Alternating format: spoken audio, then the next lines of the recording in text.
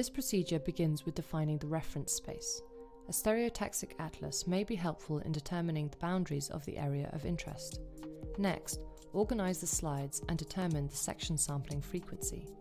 Insert the first section to be sampled into the microscope and fill out the sampling parameters in the stereologist system.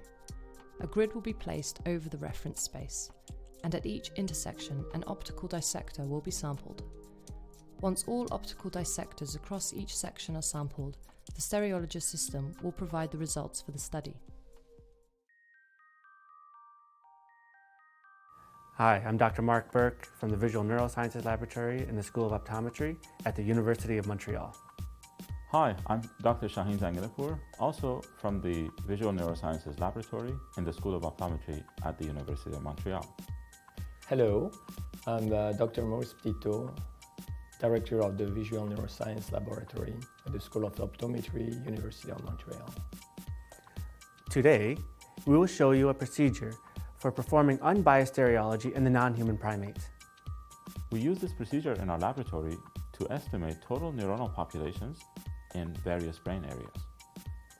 So let's get started. Start this protocol with a brain, which you have previously perfused well with a fixative such as paraformaldehyde. The brain should be blocked in stereotaxic space, cryoprotected and frozen.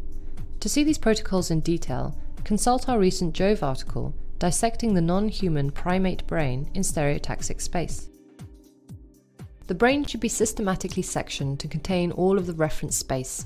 To see this protocol in detail, consult our recent JoVE article, Brain Banking, Making the Most of Your Research Specimens.